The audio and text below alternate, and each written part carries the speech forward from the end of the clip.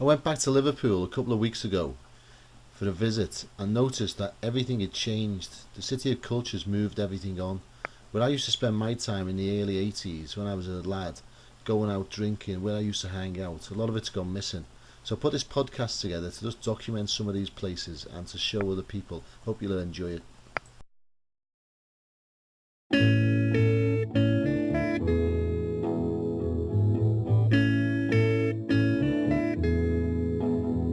There are places I remember all my life, though some have changed, some forever, not for better. Some have gone and some remain. All these places have their moments with lovers and friends I still can recall. Some are dead and some are living.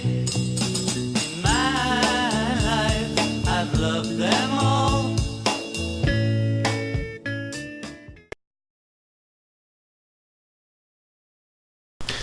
As you can see, the White Star and the grapes are still there in Matthew Street. This is the big house, which is by the Adelphi. We used to go to clubs like Macmillan's, which is off Bowl Street, which I'm not really sure what it is now. I think it's another club. That used to be great on a Saturday night, great on a Friday. A bit of an alternative place, a bit dancey later on in years later. There was also Macmillan's, which was off Concert Square, which was another cracking little indie club, which was the place to go, normally after the bistro up by the Philharmonic.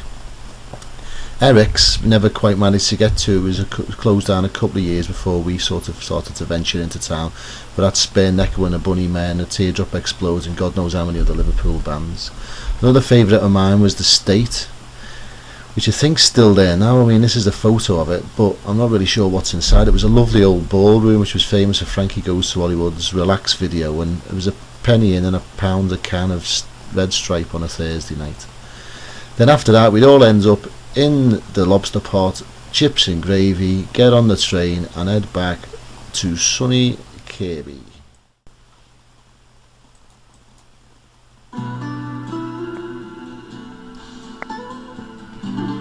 Of course, you got all the bands we were into as well. Echo and the Bunnymen, you can hear playing. They played a massive concert at this place, St George's Hall, called Crystal Days. We also seen John Lennon concert, a tribute when he died in 1980, with loads of Liverpool bands and cover bands and Beatles tribute bands, which was great, very cold. This is a bad photo of the Royal Court, where most of the big bands who toured Liverpool used to play. Seen a lot of the Manchester bands here as well. One time I seen the Smiths, New Order and the Fall, and John Cooper Clarke for the Dockers. These have all been forefront, these concerts, things like Larks in the Park, which used to take place in Sefton Park, for all the big events that are now happening around the Albert Dock once a year. They have the proms, and also a major event which is planned for 2008, the City of Culture, where they're going to drain the Albert Dock, which you can see, and there's going to be a celebration of Liverpool and what it's done to the world through music. So be a lot of new old bands, a lot of reforming. Apparently the remaining two Beatles might be reforming for it. Again, this venue like the Empire Theatre, which is the forefront for your Carlin Academies and still going strong today. And that's about it really. I just wanted to do something like this just for my own sake. I hope you've enjoyed the last 8 minutes and 36 seconds, because I know I've enjoyed doing it. I'm going to fade this song out now into the Pale Fountains for the last couple of pictures and then the credits. So I'll see you later.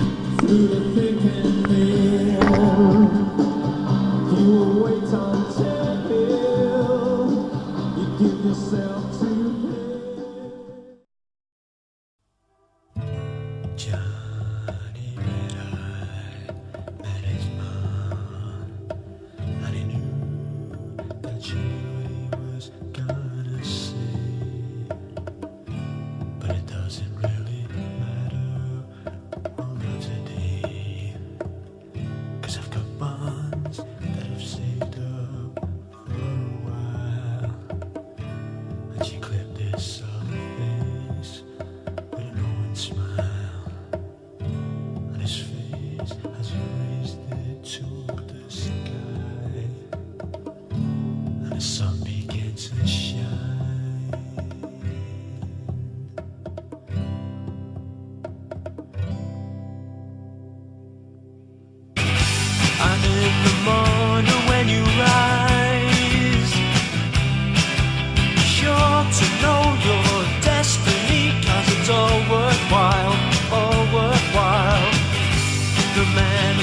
much the street ain't wise.